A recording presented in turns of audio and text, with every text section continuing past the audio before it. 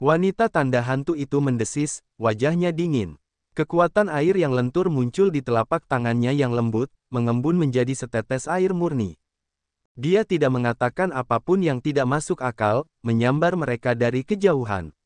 Tetesan air itu menjadi seperti lautan besar yang turun dari langit.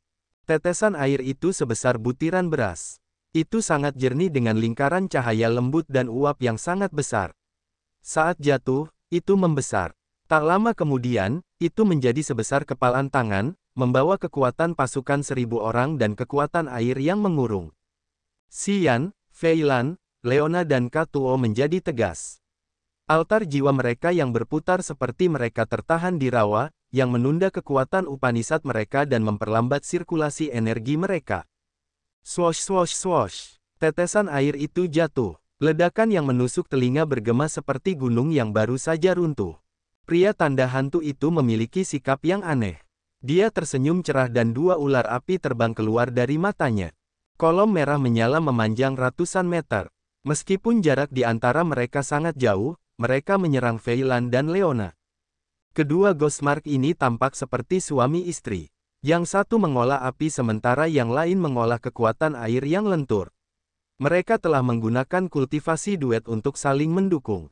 Kekuatan Upanishad mereka dapat menyatu satu sama lain dan bahkan kekuatan Upanishad mereka saling bertentangan. Tidak hanya itu, kekuatan apinya yang berapi-api dapat memperkuat aura airnya.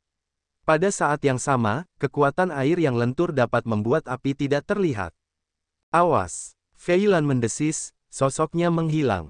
Sesaat kemudian, garis-garis pucat energi korosif yang tak terhitung jumlahnya muncul di kekosongan di antara mereka. Mereka berkelok-kelok seperti jaring laba-laba tebal, menutupi setiap inci kekosongan. Mendesis, mendesis, mendesis. Beberapa ratus garis korosif bergabung menjadi satu aliran, memasuki tetesan air. Suara-suara benda yang terkorosi muncul. Tetesan air seukuran kepalan tangan menyusut dengan cepat saat sejumlah besar uap larut. Aura Fei Lan berubah. Tubuh dewanya bahkan berubah menjadi aliran udara korosif, melesat ke arah pria tanda hantu itu. Pria tanda hantu itu terkejut. Dia tercengang karena kekuatan Upanishad Fei Lan. Kekuatan korosi Upanishad adalah salah satu dari 8 warisan besar dari rombongan 8 Haus Darah. Itu langka di area bintang manapun. Itu unik dibandingkan dengan Upanishad kekuatan populer manapun. Tidak banyak orang yang mengetahuinya. Kekuatan Upanishad yang jahat dan eksentrik seringkali menyembunyikan kemampuan yang menakutkan. Pasangan tanda hantu memahaminya dengan baik.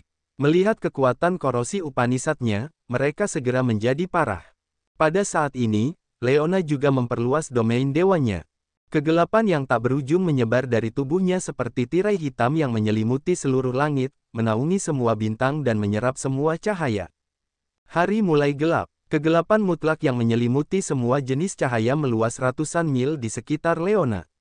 Orang-orang tidak dapat melihat seberkas cahaya pun di setiap tempat yang terlalu gelap. Kegelapan semacam ini tidak hanya memengaruhi penglihatan orang-orang tetapi juga laut kesadaran, indera peraba, dan bahkan persepsi. Dalam kegelapan, pasangan tanda hantu itu menutupi kelima indera mereka. Mata mereka tidak dapat melihat sekeliling mereka. Tubuh dewa mereka tidak dapat merasakan pergerakan udara dan energi. Kesadaran jiwa mereka tidak dapat mendeteksi aura makhluk hidup. Laut kesadaran mereka telah tertutup. Mereka tiba-tiba menjadi buta. Kekuatan gelap Leona Upanishad akan menutupi mata dan kesadaran jiwa semua orang kecuali dirinya sendiri. Dia tidak terpengaruh, dan dia dapat bergerak dengan menakutkan dalam kegelapan. Dia dapat mendekati pasangan tanda hantu itu dengan mudah untuk membunuh mereka. Xian dan Katuo juga diselimuti kegelapan. Persepsi mereka tidak berbeda dengan 2 orang lainnya. Meskipun mata mereka terbuka, mereka tidak berbeda dengan orang buta. Semua indera mereka terhalang. Namun, itu hanya sementara. Setelah 3 detik, mereka merasakan energi fantastis turun dari langit, menghantam mereka. Di bawah kekuatan aneh itu, mereka mampu menyingkirkan kurungan tak sadar ini. Penglihatan dan kesadaran jiwa mereka tidak terhalang lagi. Keduanya saling bertukar pandang. Mereka memiliki wajah aneh karena mereka mengerti bahwa itu adalah kekuatan Leona. Sekarang dia bisa melepaskan kegelapan dan mengendalikannya sesuka hatinya. Dia bisa menjadikan kegelapan itu menyelimuti seseorang dan menyelamatkan yang lain dengan pikirannya. Ketika dia berada di kota hukuman surga, kendalinya atas kekuatan kegelapan Upanishad belum mencapai level ini. Karena dia bisa memanipulasinya dengan lancar dan mudah seperti ini, pemahamannya tentang kekuatan kegelapan Upanishad telah mencapai level yang sama sekali baru. Dengan demikian, Xian dan Katuo bisa melihat bayangan gelap melayang di atas wanita tanda hantu. Itu tampak seperti hantu seram seolah-olah bisa perlahan-lahan menyusup ke kepalanya, bergerak menuju altar jiwanya. Leona tampaknya telah memasuki laut kesadaran orang lain. Xian ketakutan. Ketakutan melintas di wajahnya saat dia tertegun. Katuo menggigil. Sepertinya dia terpengaruh. Energi kacau miliknya dilepaskan perlahan, berputar-putar di sekitar tubuhnya untuk melindungi altar jiwanya dan mencegah serangan dari orang lain. Altar jiwa adalah fondasi kehidupan mereka. Itu adalah pusat kendali kekuatan prajurit, yang berada jauh di dalam otak. Begitu disusupi, altar jiwa akan berhenti bergerak. Saat itu seperti tangan raksasa yang telah meraih semua energi di altar jiwa. Wanita tanda hantu itu memiliki basis kultivasi alam Dewa Langit pertama, satu tingkat lebih tinggi dari Leona. Dalam kegelapan total, altar jiwanya tertutup, tetapi dia tidak punya cara untuk menahan invasi laut kesadarannya. Aura air yang sangat besar dan kabur tiba-tiba menjadi kacau. Tetesan air yang dilepaskannya tiba-tiba meledak seperti pecahan kaca. Busa dan gelembung memenuhi langit dan jatuh. Setiap gelembung menyembunyikan kekuatan airnya yang dapat mengurung jiwa. Namun, di bawah penutup gelap, kesadaran jiwanya tidak dapat mengarahkan kekuatan airnya dengan tepat. Dia tidak dapat melukai Xian dan Katuo, apalagi menyerang Leona, penguasa kegelapan. Tiba-tiba, suara melengking yang menusuk telinga datang dari wanita tanda hantu yang cantik itu. Seolah-olah dia kerasukan saat dia dengan gila menggaruk wajahnya dengan kedua tangannya yang seperti batu giok. Dia mencoba merusak wajahnya yang selalu dia banggakan. Darah mengalir di wajahnya dari goresan sedalam tulang. Darah yang tampak seperti ular eksentrik mengalir di pergelangan tangannya yang putih.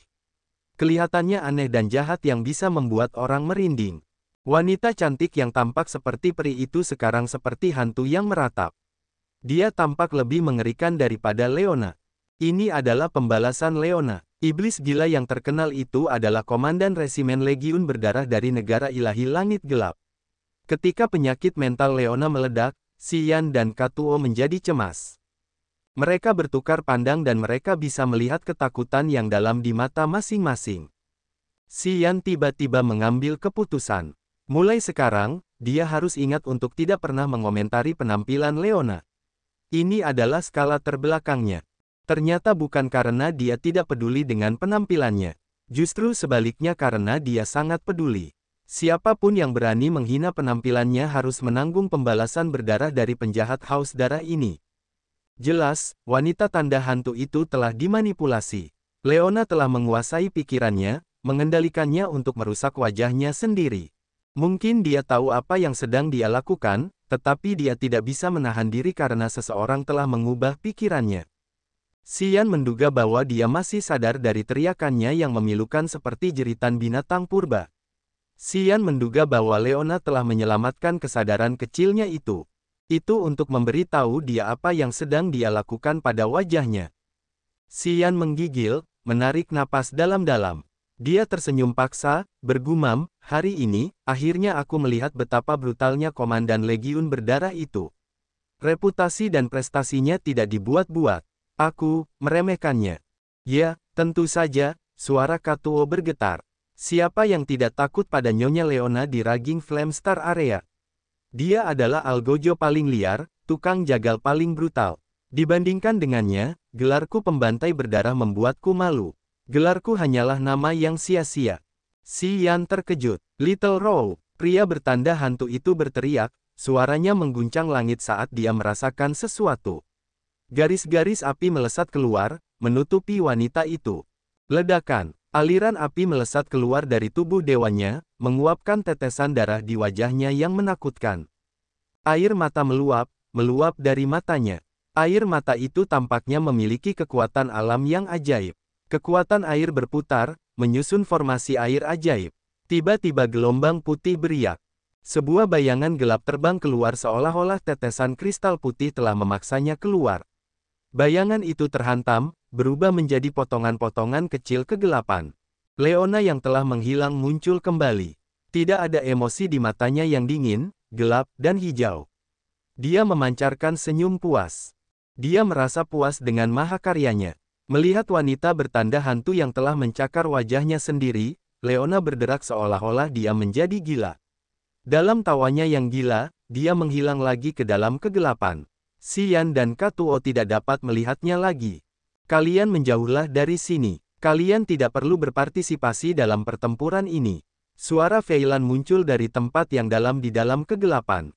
Pada saat berikutnya, Xian dan Katuo segera terdorong keluar dari kegelapan. Mereka melayang 100 meter dari lokasi pertempuran, menatap blok area tinta hitam yang membentang lebih dari 10 mil. Namun, mereka tidak dapat merasakan energi yang ganas dan melonjak di area yang gelap gulita itu. Namun, mereka mengerti bahwa Feilan dan Leona sedang terlibat dalam pertempuran melawan pasangan bertanda hantu sampai mati. Mereka sekarang memiliki pembantaian yang paling mengerikan. Dari apa yang dapat mereka amati, Feilan dan Leona tidak jatuh ke dalam situasi yang tidak menguntungkan. Mereka benar-benar menang. Jika tidak ada orang lain yang terlibat, pasangan bertanda hantu yang telah terluka akan dikubur di area ini. Mereka tidak cukup beruntung untuk terhindar dari kematian. Maka, menghina penampilan Feilan dan Leona merupakan kesalahan terburuk yang pernah mereka perbuat sepanjang hidup mereka, yang membuat hidup mereka berubah menjadi hampa. Katuo dan Xian tidak dapat melihat anomali atau merasakan energi apapun di area yang diselimuti oleh kegelapan tak berujung itu. Mereka berdiri tegak di tepi area gelap itu, wajah mereka serius, mengerutkan kening. Mereka tahu bahwa Feilan dan Leona kuat. Namun, mereka sedang menghadapi pasangan, yang tidak lebih lemah dari mereka. Alam mereka bahkan lebih tinggi. Meskipun mereka terluka, Feilan dan Leona tidak begitu yakin tentang kemenangan mereka dalam pertempuran hidup mati ini. Karena itu, Katuo dan Xian merasa cemas. Senior, apakah menurutmu pendahulu Feilan dan Leona Dajie bisa menang? Katuo terdiam beberapa saat. Dia tidak bisa menahan diri untuk tidak bertanya. Xian mengerutkan kening, merenung sejenak. Dia menjawab Katuo dengan sebuah pertanyaan. Katuo, jika kamu bertarung dengan seorang prajurit langit ketiga dari alam dewa asli, apakah menurutmu kamu bisa menang? Katuo merenung. Setelah beberapa saat, Katuo tertawa terbahak-bahak, mungkin saja. Aku tidak tahu mengapa, tetapi aku selalu merasa bahwa Upanishad kekuatan Chaos milikku jauh lebih kuat setelah aku menyelesaikannya dan mengembalikannya ke jalur yang benar. Aku yakin aku bisa melewati satu level dan bertarung dengan lawan. Dia berkata dengan percaya diri dan tegas. Dia sangat bangga dengan Upanishad kekuatannya. Xian mengangguk sambil tersenyum. Upanishad kekuatan milik pendahulu Feilan dan Leona Dajie tidak lebih buruk dari milikmu. Dengan kata lain, mereka seharusnya memiliki kemampuan yang sama. Mata Katuo berbinar. Pendahulu Feilan berada di langit pertama alam dewa ethereal. Sejauh yang kami ketahui, jika dia harus berjuang untuk hidupnya, dia bisa melawan ahli langit kedua alam dewa ethereal. Dan Leona, dia memiliki kompetensi untuk bertarung melawan ahli langit pertama alam dewa ethereal. Dan, pasangan itu pernah terluka sebelumnya.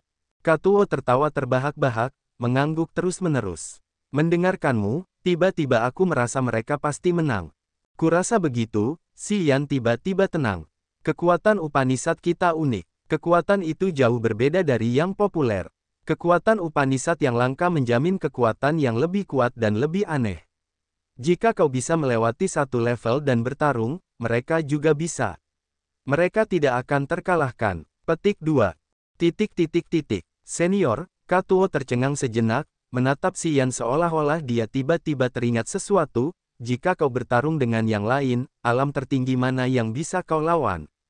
Kekuatan Upanishadmu bahkan lebih aneh dari milik kita. Kau memiliki 3 kekuatan Upanishad pada saat yang sama. Kau telah menyatu dengan asal. Level lawan mana yang bisa kau lawan tanpa jatuh ke dalam situasi yang tidak menguntungkan?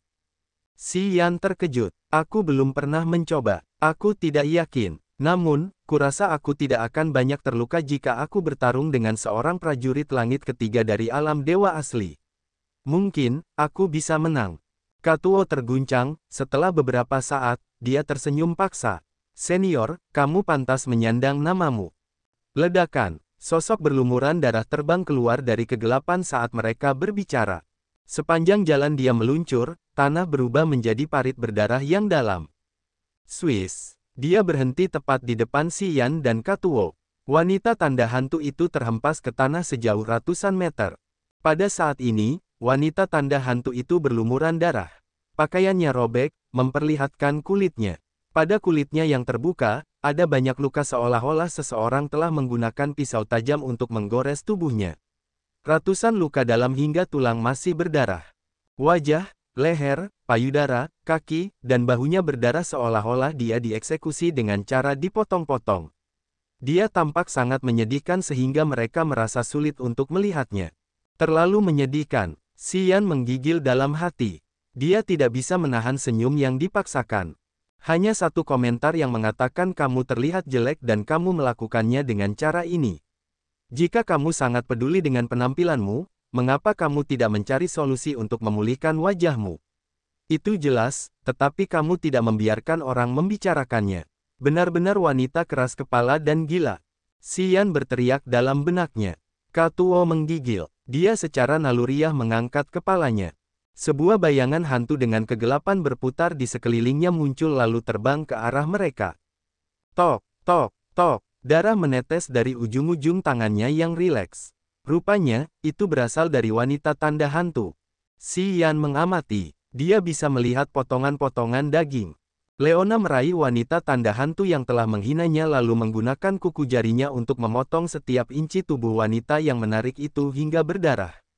Dia telah memotong ratusan kali, bahkan tidak menyisakan area di antara paha wanita itu. Terlalu jahat, wanita tanda hantu itu sedang sekarat. Melihat kebencian gila di matanya yang redup, Xian dan Katuo merasa kasihan padanya, berpikir bahwa dia sangat bernasib buruk. Karena mulutnya yang buruk dan beberapa kata yang menghina, dia membeli hukuman mati untuk dirinya sendiri. Dia mendapat begitu banyak luka di tubuhnya, yang membuatnya lebih menyedihkan. Kenapa dia tidak melakukan itu? Swoosh! Altar jiwa biru air melayang dari kepala wanita itu. Jiwa ethereal dan penampilannya sama dengan tubuh aslinya dengan kebencian yang mendalam dan hasrat yang liar dan haus darah. Jiwa itu melotot ke arah Leona. Leona bertindak seolah-olah dia tidak melihatnya. Dia berjalan ke arah Xian, meliriknya. Mengapa kamu masih berdiri diam di sana? Xian bereaksi. Dia menyentuh dahinya, dan altar jiwanya melayang keluar dari kepalanya. Lubang hitam di tingkat Upanishad altar jiwanya membesar, menghasilkan kekuatan hisap yang mengerikan. Jiwa dan altar jiwa wanita Ghostmark bergoyang keras. Dia memiliki ketakutan yang mendalam di wajahnya yang memesona. Jiwanya menggigil, mencoba yang terbaik untuk menggeliat agar bisa pergi. Biasanya, sulit untuk menghancurkan altar jiwa kecuali menggunakan senjata original incipient grade atau kekuatan paling mengerikan Upanishad. Wanita itu mengira Leona tidak bisa menghancurkan altar jiwanya, dan dengan fitur unik altar jiwa yang bisa menembus kemampuan mengurung, dia bisa segera melarikan diri dari lokasi pertempuran ini. Sayangnya, dia tidak mengenal Xian, seorang monster. Xian memiliki alam terendah di sini tetapi kekuatan Upanishad-nya adalah yang paling jahat. Kekuatan Upanishad dalam bentuk lubang hitam itu bisa menelan altar jiwa. Saat kekuatan hisap mencapainya, dia merasakan sesuatu yang salah. Pada saat berikutnya, dia harus berjuang untuk menyingkirkannya. Namun, sudah terlambat. Tidak peduli seberapa keras dia menggeliat, dia tidak bisa lepas dari kekuatan hisap lubang hitam itu. Lubang hitam itu adalah musuh bebuyutan altar jiwa. Itu menarik altar jiwa sedikit demi sedikit. Perlahan-lahan, altar jiwa menghilang ke dalam lubang hitam. Pada saat ini, Xian dan Katuo mengerti mengapa tubuh wanita yang terluka ini melesat keluar dari kegelapan, jatuh tepat di bawah kaki mereka. Leona ingin membiarkan Xian menelan altar jiwa wanita itu. Swoosh! Altar jiwa wanita itu menghilang seluruhnya ke dalam lubang hitam. Semua tanda vitalnya lenyap seolah-olah pisau tajam telah memutus semua koneksi hanya dalam sekejap. Dunia ini tidak akan lagi memiliki aura wanita itu. Dia tidak meninggalkan jejak karena jiwanya telah benar-benar musnah. Jauh di dalam kegelapan, pria tanda hantu itu tampaknya langsung mengerti.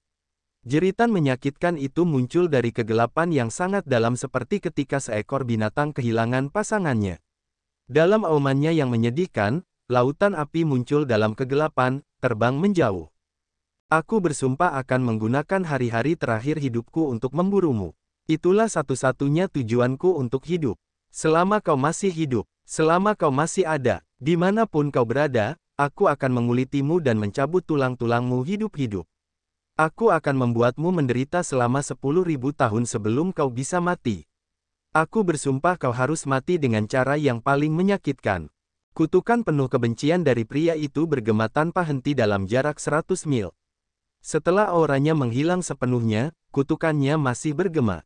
Leona mengerutkan kening, tubuhnya berkilauan dengan cahaya gelap. Kegelapan yang menyelimuti dunia di belakang mereka berubah menjadi gugusan awan hitam, memasuki tubuhnya. Setelah beberapa detik, semua kegelapan telah mundur ke dalam tubuhnya. Cahaya muncul kembali. Sosok Feilan yang kesepian dan bungkuk berjalan ke arah mereka dari area pertempuran yang dipenuhi batu-batu pecah. Hanya dengan satu langkah dia bisa menyeberang beberapa ratus meter. Tak lama kemudian, dia tiba. Orang itu memiliki alam yang lebih tinggi. Dia akan mencapai langit kedua alam dewa halus. Karena dia ingin melarikan diri dengan cara apapun, aku tidak bisa menghentikannya. Mata Feilan gelap tetapi suaranya dingin. Aku meninggalkan energi korosif di tubuhnya. Itu akan menggerogoti dagingnya secara bertahap. Dia tidak bisa pulih dengan mudah. Dia bukan ancaman sekarang. Xian, Katuo, dan Leona mengangguk, mendengarkannya. Semua orang tahu betapa jahatnya kekuatan korosif Feilan. Fan Ye pernah tertabrak sekali dan dia meninggal beberapa hari kemudian karena vitalitasnya terkikis hingga mati. Energi korosif dapat secara tajam menggerogoti energi daging dan darah. Begitu dia meninggalkan seberkas energi korosifnya di tubuh prajurit itu, meskipun dia tidak banyak terluka, seiring berjalannya waktu, efek mengerikan dari energi korosifnya akan menjadi signifikan. Kali ini, Feilan telah meresapkan energi erosifnya ke dalam pria tanda hantu itu, seperti yang telah dia lukai sebelumnya, dia tidak akan memiliki kekuatan untuk bertarung dengan mereka dalam waktu singkat.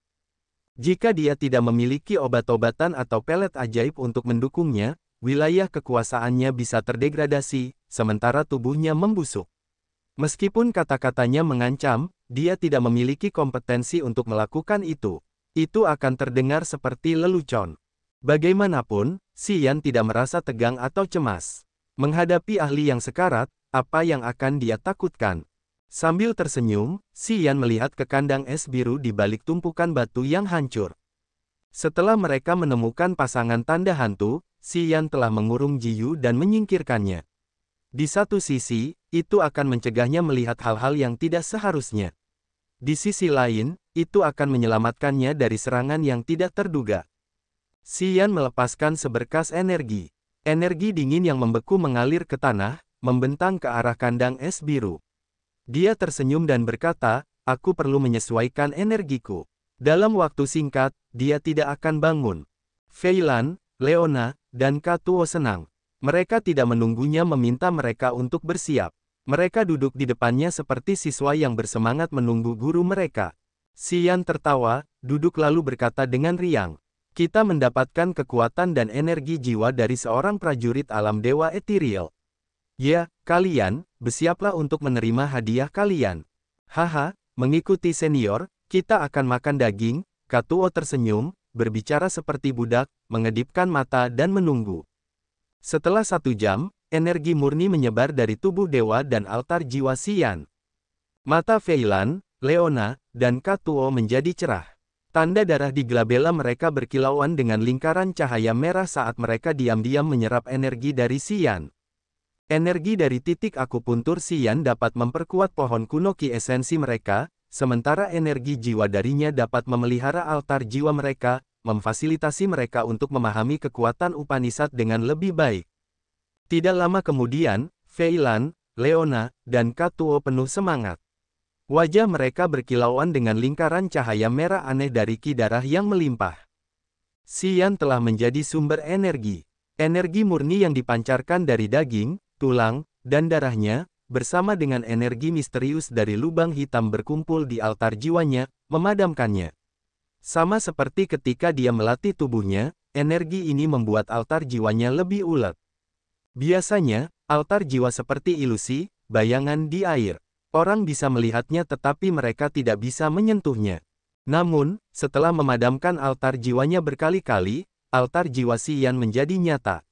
Altar itu tampak terbuat dari campuran logam, giok, dan batu. Tepi altar jiwa tampak tajam dan tipis seperti permata yang dipotong dengan indah. Altar itu memberi orang perasaan bahwa mereka dapat merasakannya dengan jari-jari mereka. Xian benar-benar dapat merasakan perubahan jiwanya berubah secara diam-diam setelah meminum tonik dari energi yang luar biasa dan misterius itu. Perubahan ini terjadi sedikit demi sedikit. Perubahan itu tidak dapat diselesaikan sekaligus, jadi dia belum melihat perubahan yang signifikan. Namun, Xian mengerti bahwa setelah setiap pendinginan, altar jiwanya menjadi lebih ajaib. Pohon kunoki esensi masih tumbuh subur. Pohon itu sebening kristal seperti permata dengan kekuatan dewa yang bergerak di dalamnya. Setiap cabang dipenuhi dengan energi murni yang sangat besar, yang merupakan sumber kekuatannya, fondasi keberadaannya, dan motivasi yang membuatnya lebih kuat. Pada saat ini, setiap cabang pohon kunoki esensinya dipenuhi dengan energi. Kecuali dia melakukan terobosan lain untuk memperluas pohon kunoki esensinya, dia tidak akan memiliki ruang lagi untuk menyimpan energi. Energi yang tersimpan di tubuhnya telah mencapai batasnya. Sambil tersenyum, Xian membuka matanya. Dia diam-diam memeriksa kondisinya untuk beberapa saat dan tidak merasa putus asa. Dia hanya selangkah lagi dari langit kedua alam dewa asli. Jika dia memiliki pemahaman lain tentang kekuatannya Upanishad, dia bisa menerobos dengan lancar. Dia membutuhkan kesempatan. Fei Lan dan Katuo masih memurnikan energi. Mereka duduk diam seperti biasa sementara energi berputar di sekitar tubuh mereka. Namun, Leona memiliki sesuatu yang berbeda. Dengan pengamatan lebih dekat, dia menemukan cahaya gelap yang aneh mulai berputar di sekitar tubuh Dewa Leona. Tak lama kemudian, tubuh Leona tampak seperti tinta hitam, berubah menjadi balok kegelapan yang tebal. Kegelapan semacam ini bukan berasal dari wilayah dewanya. Kegelapan itu muncul langsung di kulitnya dan meluas. Pada saat ini, Leona adalah kegelapan karena tubuhnya mampu menelan semua cahaya. Xian mengernyitkan alisnya, memperhatikan dengan tenang. Ujung alisnya berkedut seolah-olah dia mendapatkan sesuatu. Fei Lan tiba-tiba membuka matanya, berbinar-binar dengan kegembiraan dan desisan. Dia akan menerobos. Xian terkejut, tersentak dan berkata, itu sangat cepat. Ketika kami berada di kota hukuman surga, terobosannya belum selesai.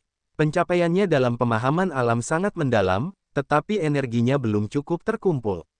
Itulah sebabnya dia hanya mencapai langit ketiga alam dewa asli, tetapi belum mencapai alam baru. Fei Lan menarik napas dalam-dalam. Dia menatapnya dengan matanya yang redup sambil berbicara dengan sungguh-sungguh. Jantung kegelapan yang dia dapatkan darimu menyembunyikan domain niat yang luar biasa, yang merupakan inti dari kekuatan kegelapan Upanishad. Selama dia menyimpan jantung kegelapan di tubuhnya, pemahamannya tentang wilayahnya akan menjadi lebih mendalam. Dengan kata lain, pemahaman wilayahnya sudah cukup dan itulah sebabnya penggunaan kekuatan kegelapannya menjadi lebih indah dan luar biasa. Pada saat ini, Katuo juga terbangun. Dia menatap Leona dengan kagum. Alam dewa ethereal, aku merindukannya. Xian berjalan ke Leona, merenungkan. Setelah itu, dia bertanya pada Fei Lan. Berapa lama waktu yang dibutuhkan untuk menerobos ke alam dewa ethereal? Bisa cepat atau bisa memakan waktu sekitar 1 atau 2 bulan. Itu tergantung padanya. Kita tidak bisa mengatakan waktu yang tepat. Fei Lan menjadi tegas karena dia tahu itu bukan hal yang baik. Kita berada di Broken Star Field.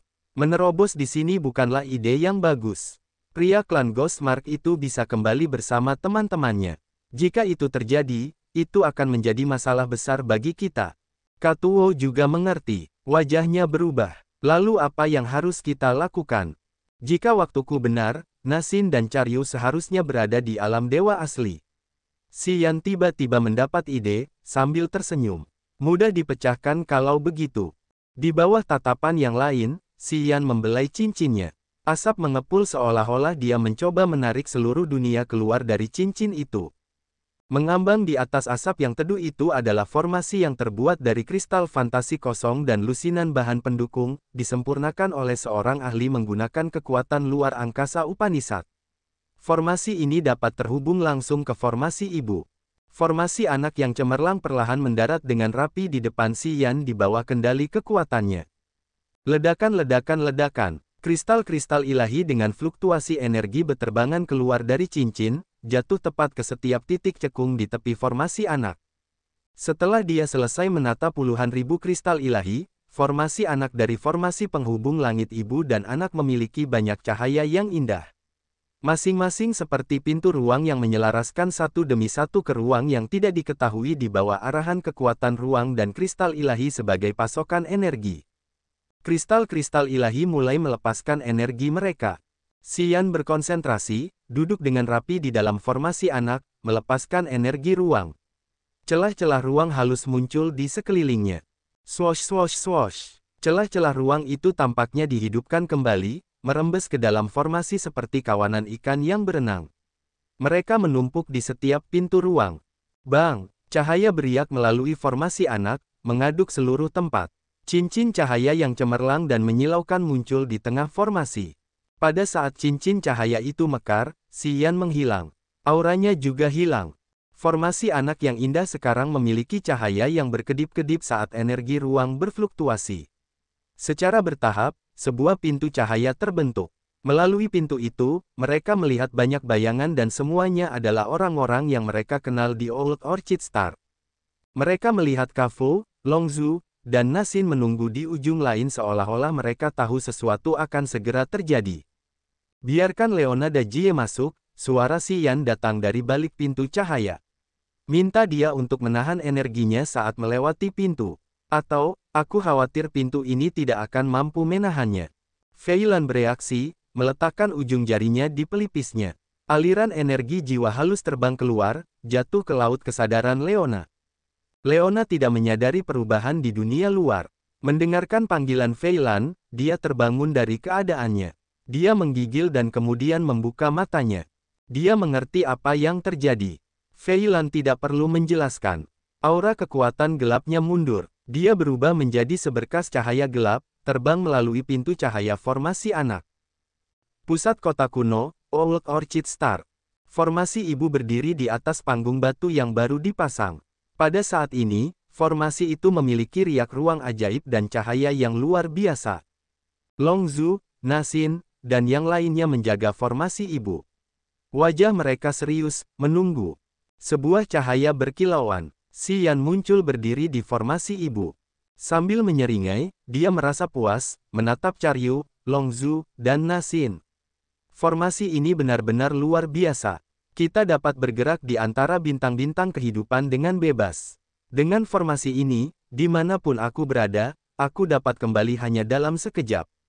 Begitu dia mengatakan itu, Charyu, Nasin, Longzhu, dan Yun Hao pun menjadi gembira. Leona muncul di belakangnya dengan aura gelap. Setelah mendarat di formasi ibu, ia mengangguk kepada Si Yan lalu menghilang. Ia menemukan sebuah rumah bangsawan, yang tidak membusuk setelah puluhan ribu tahun dan duduk dengan tenang. Setelah aku menerobos, kau harus membawaku kembali ke Broken Starfield. Pikiran tentang Leona muncul di kepala Si Yan setelah ia pergi. Si Yan tersenyum, mengangguk lalu menoleh ke Nasin. Apa kabar? Ada yang serius terjadi di Old Orchid Star akhir-akhir ini. Semuanya baik-baik saja, Nasin tersenyum tulus, anak-anak semua senang.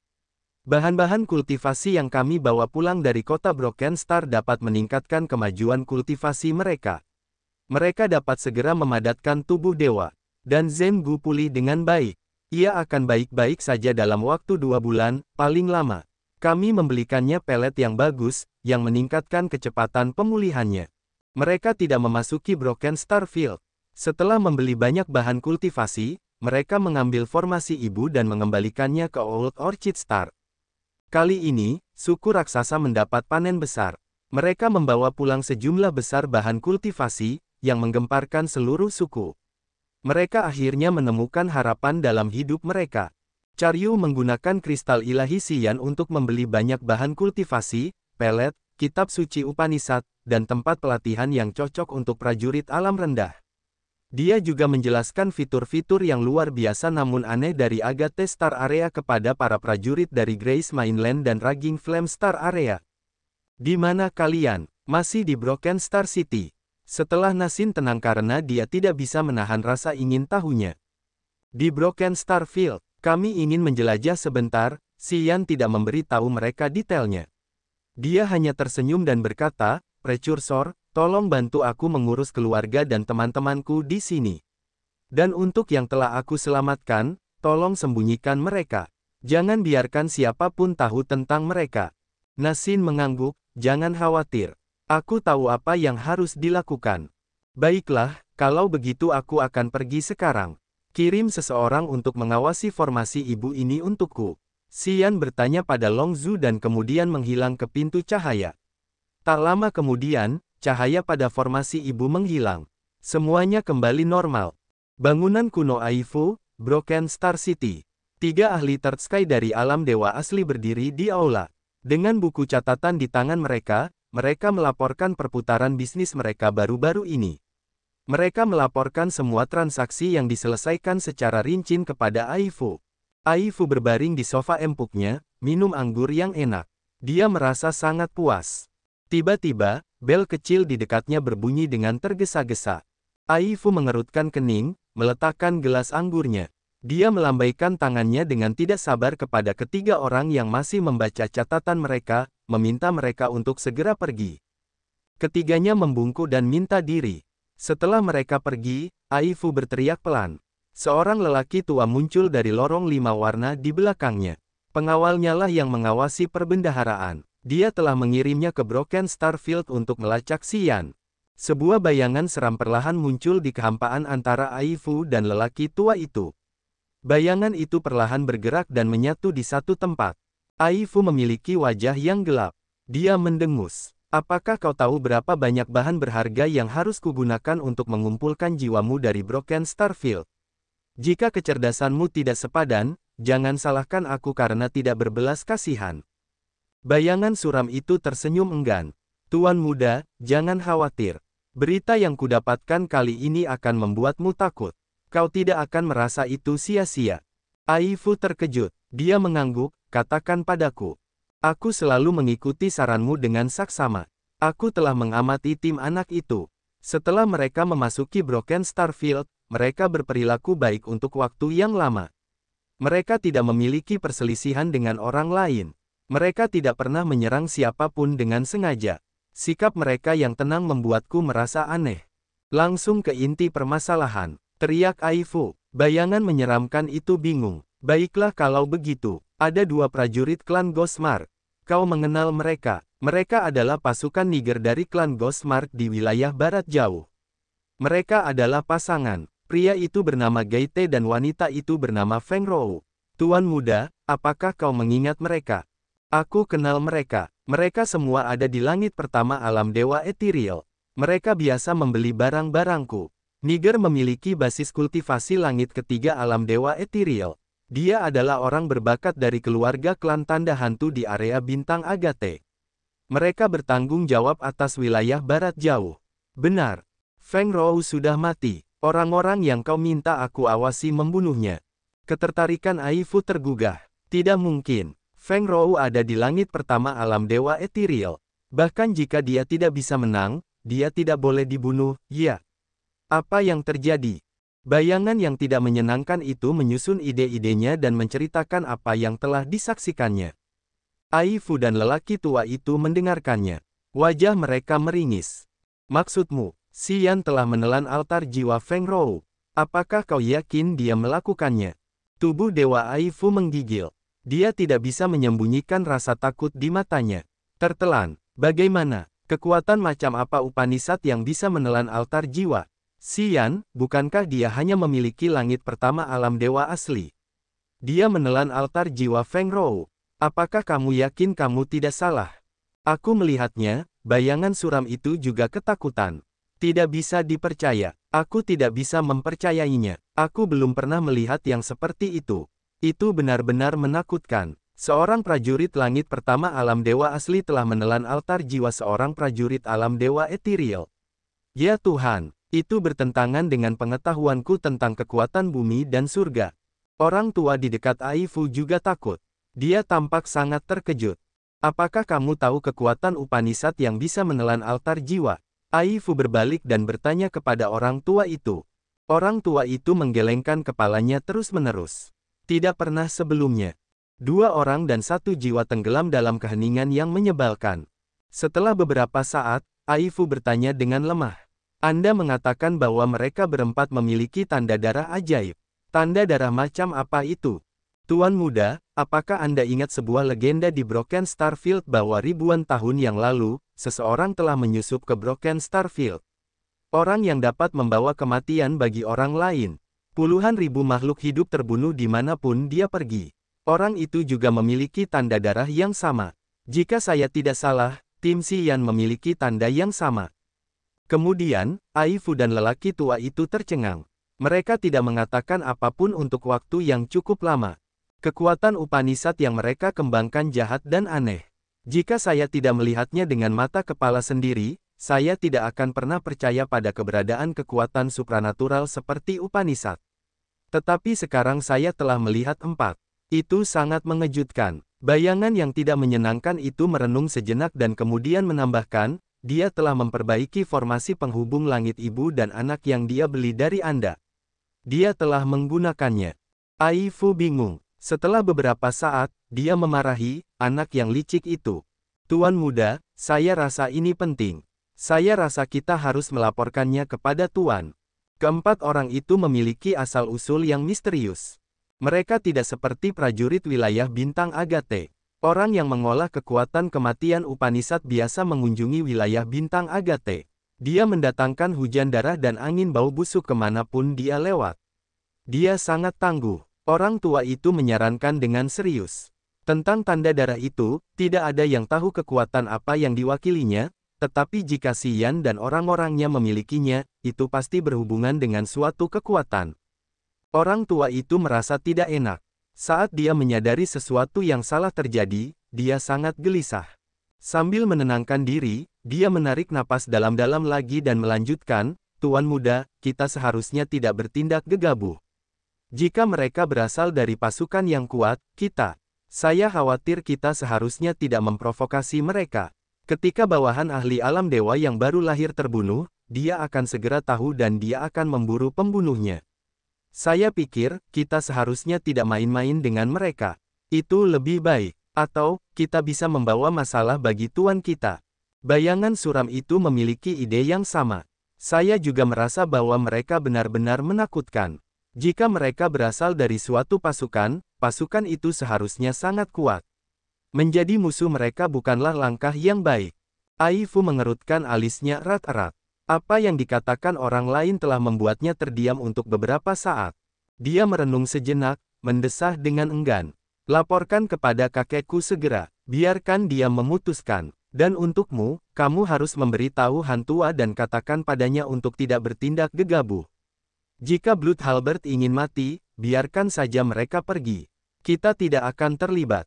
Hantua adalah dewa langit ketiga lainnya dari alam dewa ethereal yang dikirimnya untuk menyelamatkan Xian dan meminta 1000 teratai lipat jika Tu Fei ingin membunuhnya. Namun, setelah bayangan suram itu melihat apa yang tidak seharusnya dilihatnya, Aifu merasa takut. Dia bukan orang yang impulsif. Dia tahu cara melindungi dirinya sendiri. Itulah sebabnya dia bisa hidup dengan nyaman di kota bintang patah. Dan aku mendapatkan sesuatu yang lain. Aku melihat orang-orang dari Blood Devil di Broken Starfield. Bayangan itu ragu-ragu sejenak lalu menambahkan, sepertinya mereka sedang mengumpulkan bahan-bahan untuk Blood Devil. Mereka sempat bertemu sebentar dengan Xian. Sekarang, mereka sedang mencarinya. Blood Devil, suku iblis abadi dari Agate Star Area. Aifu panik. Ya, kukira begitu. Mereka mengira Xian dan Blood Devil punya hubungan. Mereka menemukannya dan mereka tidak jauh darinya. Kurasa mereka akan segera menemuinya, kata bayangan suram itu. Aifu dan lelaki tua itu saling berpandangan. Mereka melihat ketakutan di mata masing-masing. Orang-orang Blood Devil tidak pernah beroperasi di wilayah Far West. Mengapa mereka ada di sini? Ai Fu menarik napas dalam-dalam, sambil tersenyum paksa. Broken Starfield akhir-akhir ini sangat ramai. Bahkan Blood Devil telah mengirim rekan-rekannya ke sini. Apakah mereka memverifikasi hubungan Xian dan Blood Devil? Mungkin, angguk bayangan itu. Kau seharusnya lebih berhati-hati. Pasukan Blood Devil dapat merasakan keberadaanmu. Kau hanya perlu mengintip sedikit. Jangan biarkan mereka menangkapmu dengan cara apapun. Ai Fu berdiri dari sofanya. Beritahu kakekku segera. Ceritakan semuanya padanya. Aku tidak dapat memahami gambaran utuhnya. Blood Devil adalah ahli yang tiran dan sombong.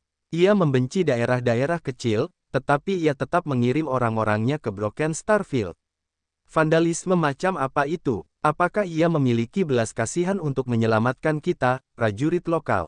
Meskipun Ai Fu bermulut kotor, suasana hatinya sedang buruk.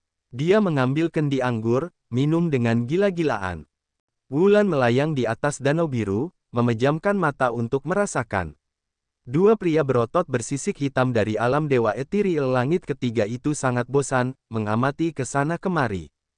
Lebih dari 100 prajurit bersembunyi di dalam lubang dalam di sebelah mereka. Mereka tidak berani menjulurkan leher untuk menonton. Seorang lelaki tua roh kegelapan yang kurus dan kecil menundukkan kepalanya karena tertekan. Dia memegang cincin langit fantasi, menawarkannya dengan tulus, para pendahulu, cincin ini menyimpan semua hasil panen kita di ladang bintang rusak. Silakan lihat. Lebih dari 100 prajurit yang tinggal di lubang gelap tidak jauh dari mereka telah mengirimnya untuk berbicara atas nama mereka. 10 hari yang lalu, mereka telah membunuh sekitar 10 ahli untuk menduduki tambang ini. Mereka dengan senang hati mengeksploitasi logam aneh ketika mereka menemukan tim Wulan. Mereka menjadi enggan. Meskipun Wulan menemukan sesuatu dan dia tidak ingin melihat mereka tetap panik. Jadi, kita memiliki situasi ini. Pria yang datang ke sini untuk berbicara dengan tim Wulan ingin menawarkan hasil panen mereka sehingga Wulan akan menunjukkan belas kasihan kepada mereka dan tidak membunuh mereka. Di Broken Starfield, orang-orang akan merampok dan merampas hasil panen para prajurit yang lemah. Jika mereka sedang dalam suasana hati yang baik, mereka hanya akan mengambil bahan-bahannya. Jika mereka sedang dalam suasana hati yang buruk, mereka sering membunuh semua prajurit yang malang.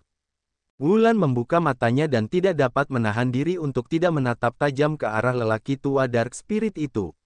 Enyahlah, apakah menurutmu kami menginginkan mainan yang kau eksploitasi di sini? Kami hanya memiliki barang-barang ini. Lelaki tua itu berubah pucat, mencoba membungkukkan tubuhnya lebih rendah. Jika kau menginginkan sesuatu yang kami miliki, katakan saja. Tolong, kau tidak perlu bersikap sopan kepada kami. Haha, orang-orang di Broken Starfield memang menarik. Karena mereka preman, mereka pikir semua orang adalah preman seperti mereka, ejek salah satu prajurit Black Scarlet. Ya, sejak kami datang ke sini, kami telah bertemu banyak orang seperti dia. Mereka menawari kami barang-barang seolah-olah mereka adalah cucu kami, kata lelaki kekar lainnya. Sial, aku tidak menyangka daerah terpencil seperti wilayah Far West bisa sekacau itu. Sepertinya semua tempat di tempat ini akan sama saja. Tidak ada tempat yang bisa damai. Sudah ku bilang pergilah. Kau tidak mendengarnya. Wulan kesal. Cahaya berkilau muncul dari telapak tangannya. Tak lama kemudian, dia teringat sesuatu. Titik cahaya di jarinya berubah menjadi bayangan Xian. Apa kau pernah bertemu pria ini? Ya, beberapa hari yang lalu, dia melewati tempat ini. Dia pergi ke arah itu. Pria tua Dark Spirit itu menjelaskan dengan wajah tegas. Mereka berlima. Mereka memiliki seorang pemandu remaja dan seorang wanita tua. Pria ini berkata dengan rincin, seolah-olah dia takut Wulan tidak akan merasa puas dengan jawabannya. Dia memberi isyarat, mengayunkan lengannya dengan lucu. Baiklah, Wulan mendengus, tidak repot-repot menatapnya, mengangguk ke arah dua pria berotot bersisik hitam itu. Mereka melompat dan menghilang dalam waktu singkat. Lebih dari 100 prajurit yang bersembunyi di lubang yang dalam menghela napas lega saat melihat ketiganya menghilang. Mereka pikir mereka beruntung hari ini. Kita di sini, tempat ini. Jiyu berhenti karena tidak berani melangkah lebih jauh. Sebaliknya, dia menunjuk ke suatu arah. Xian, Fei Lan, dan Katuo berhenti di dekatnya. Di depan mereka, hutan lebat berdiri dengan tanah basah dan energi yang tebal dan hidup dari hutan. Itu benar-benar bertentangan dengan apa yang telah dia gambarkan sebelumnya. Fei Lan dan Katuo melotot padanya dengan tatapan jahat, mendengus. Ji Yu tersenyum paksa. Itu di dalam. Kalian harus masuk ke dalam hutan. Kalian akan melihat anomali. Dia benar. Itu di sini. Xian merenung sejenak dan kemudian berkata, aura kematian di dalam sangat kuat. Aku punya firasat baik dengannya. Aku tahu aura ini. Itu persis sama dengan domain dewaku ketika aku menggunakan kekuatan kematian Upanishad. Fei Lan dan Katuo terkejut. Xian memimpin tim, berjalan ke dalam hutan tanpa menunggu mereka untuk berdiskusi lebih lanjut. Fei Lan bingung, tetapi dia segera mengikutinya. Bagaimana denganmu? Katuo berbalik, menatap Ji Yu yang gemetar seperti daun. Apakah kau akan ikut dengan kami untuk melihat-lihat? Ji Yu menggelengkan kepalanya dengan tergesa-gesa. Tidak, terima kasih. Aku hampir mati di sana terakhir kali. Aku tidak akan masuk. Kalian pergi saja, jangan tunggu aku. Sambil berbicara, dia bergerak mundur, semakin menjauh dari hutan seolah-olah hutan ini memiliki beberapa hantu atau monster menakutkan yang dapat merenggut nyawanya kapan saja. Katuo menyeringai tanpa suara. Dia tidak peduli lagi pada bocah itu, berjalan di belakang Xian dan Fei Lan. 10 menit kemudian, dia berhenti saat ketakutan berbinar di matanya. Pusat hutan yang rimbun ini memiliki area seluas 10 mil yang bahkan tidak memiliki sehelai rumput pun. Tidak ada fluktuasi energi. Aura yang tenang dan sunyi melayang, menakuti jiwa orang-orang dan membuat mereka menggigil ketakutan. Terletak di tengah hutan yang rimbun, tempat ini tampak sangat aneh. Tanahnya lembab, tetapi tidak ada satupun rumput liar di sana. Pada saat yang sama, di area yang tidak dapat dijangkau aura kematian, tempat itu sangat subur. Semua jenis flora di sana tumbuh subur luar biasa. Tempat ini sangat eksentrik. Intinya memiliki aura kematian yang kuat sementara pinggirannya semarak. Itu sama dengan domain Dewa Xian, yang saling bertentangan tetapi memiliki efek magis yang sama. Begitu Xian mendesak domain dewa menggunakan kekuatan kematian Upanishad, area di sekitarnya akan menjadi benar-benar sunyi. Kemudian, secara proaktif akan mengambil energi kehidupan, membunuh makhluk hidup lainnya. Namun, sebagai inti kekuatannya, tubuh Dewa Xian akan menerima vitalitas yang hidup. Dia bisa memanen energi kehidupan di wilayahnya yang mati untuk memperkuat dirinya sendiri. Ini bertentangan dengan hutan ini. Tidak ada suara atau pancaran energi kehidupan sejauh 10 mil di sekitar hutan. Tidak ada sehelai rumput pun di sana karena aura kematian yang pekat melayang. Orang-orang yang mendekat akan merasa seperti sedang berjalan menuju jurang kematian, berjalan di jalan penghancuran diri. Fei Lan dan Katuo tidak terkecuali. Mereka hanya berdiri di dekat tepi area aura kematian, tetapi mereka masih merasakan ketakutan yang muncul dari dalam hati mereka. Jiwa dan vitalitas mereka tampaknya telah ditarik menjauh, berubah menjadi titik-titik cahaya dan menghilang. Fei Lan dan Katuo berubah warna. Mereka tidak berani berlama-lama di dekat area kematian itu lagi. Mereka mundur ke dalam hutan. Mereka akhirnya tenang, tetapi mereka masih tampak ketakutan. Domain niat kematian itu sangat menakutkan. Kami hanya berdiri di luar, tetapi kami tidak dapat menahannya.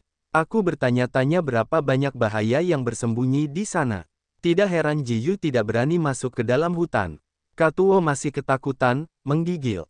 Fei Lan sedikit lebih baik darinya. Namun, matanya menunjukkan kecemasannya, yang disebabkan oleh Xian. Dia memasuki area tersebut. Dia tidak hanya masuk, tetapi dia juga berjalan menuju pusat tempat aura kematian paling kental. Dia berdiri diam di tengah tempat itu, wajahnya tercengang. Dia sepertinya merasakan sesuatu. Senior, apakah kamu baik-baik saja? Katuo merendahkan suaranya, bertanya secara naluriah. Fei Lan tidak menatapnya, masih mengerutkan kening pada Xian. Dia berkata sambil berpikir, jika sesuatu terjadi padanya di sini, aku khawatir tidak seorang pun di seluruh area bintang Agate akan bisa masuk ke sini. Kurasa, tempat ini ada karena dia. Karena dia, Katuo bingung. Tidak mungkin. Dia belum pernah bertemu orang itu sebelumnya, kan? Mengapa seseorang meninggalkan tempat ini untuknya? Apakah dia tahu Xian akan memasuki area bintang Agate dan mengunjungi Broken Star Field? Itu tidak terbayangkan. Kurasa itu tidak mungkin.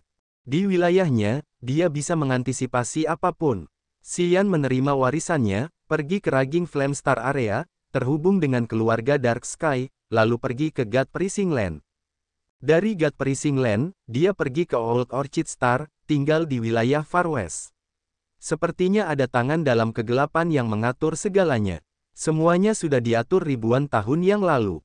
Fei Lan mempertimbangkan kata-katanya. Dia bergumam, kurasa dia tahu bahwa Xian akan datang. Itulah sebabnya dia meninggalkan domain intent di Broken Star Field, menunggu Xian. Katuo tercengang. Dia masih merasa tidak percaya.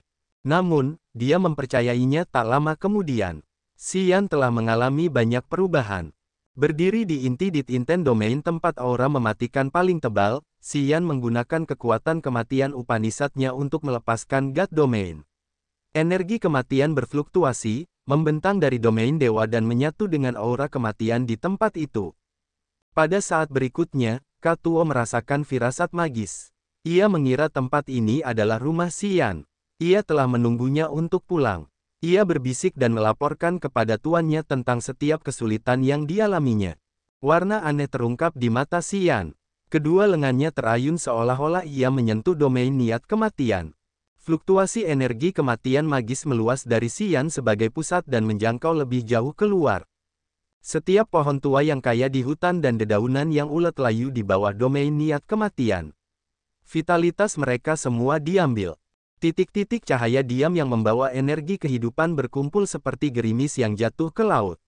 Xian adalah laut itu, menyerap semua energi di sekitarnya dan menerima hadiah dari pendahulunya, termasuk kognisi kekuatan kematian Upanishad. Fei Lan dan Katuo dilanda kepanikan. Mereka harus mundur lebih jauh dari daerah ini. Tiba-tiba, kekuatan Upanishad Xian berubah. Energi kuat yang membanjiri tubuhnya dengan ganas ditolak, melesat kemana-mana. Keajaiban terjadi. Pohon-pohon tua yang mati dan dedaunannya hidup kembali di bawah energi kehidupan ini. Pohon-pohon yang layu menjadi segar. Tunas dan daun mulai tumbuh dengan kecepatan yang dapat diamati oleh mata telanjang. Katuo dan Fei Lan tercengang, rahang mereka ternganga. Domain Dewa Xian berubah lagi. Seluruh tubuhnya menjadi berat dengan aura kematian. Dia tidak memiliki energi kehidupan seolah-olah ki darahnya juga memiliki ki kematian. Detak jantungnya bahkan terhenti. Namun, domain dewanya hidup dan kuat dengan fluktuasi energi kehidupan yang tak terhitung jumlahnya. Di bawah kendalinya, mereka menyelimuti di mana-mana, memberi vitalitas pada tanaman yang layu. Dia telah mengubah fluktuasi energi kematian dan kehidupan. Dia dapat membuat dua aura yang berlawanan ini bergiliran dan bergabung. Apakah dia mencoba untuk menyatukannya? Katuo bingung. Bagaimana dia bisa menyatukan Upanishad kematian dan Upanishad kehidupan? Bagaimana dia bisa? Aku tidak tahu apakah itu fusi atau tidak. Tapi menurutku dia memiliki sesuatu yang ajaib, kata Fei Lan lembut. Saat mereka berbicara, domain Dewa Xian berubah lagi. Aura besar yang mematikan itu terhapus, digantikan oleh energi kehidupan yang kuat. Domain dewa di sekitarnya sekarang memiliki aura kematian yang ganas. Pohon-pohon yang dihidupkan kembali itu layu dan mati untuk kedua kalinya. Katuo dan Fei Lan tercengang. Mereka mengerti bahwa Xian sedang menguji kognisinya tentang kekuatan kematian Upanishad. Dia telah menggunakan medan magnet kekuatan Upanishad dari pendahulu itu untuk menyublimkan kekuatannya sendiri Upanishad. Jelas, Xian telah memanen warisan yang lebih mendalam daripada kematian Upanishad miliknya sendiri. Warisan ini bukan hanya tentang kematian. Itu tentang persepsi barunya tentang kehidupan dan pendekatan terhadap jiwa. Waktu berlalu dengan tenang. Fei Lan dan Katuo menunggu Xian memahami makna sebenarnya dari kekuatan Upanishad miliknya. Setelah itu, ia akan terbangun dari pemahamannya. Suatu hari, Fei Lan tersentak panik. Ia tengah memahami kekuatan korosi Upanishad miliknya dan sesuatu yang mengkhawatirkan menyerangnya. Reaksi Fei Lan membuat Katuo berdiri dan mengerutkan kening sambil melihat sekeliling.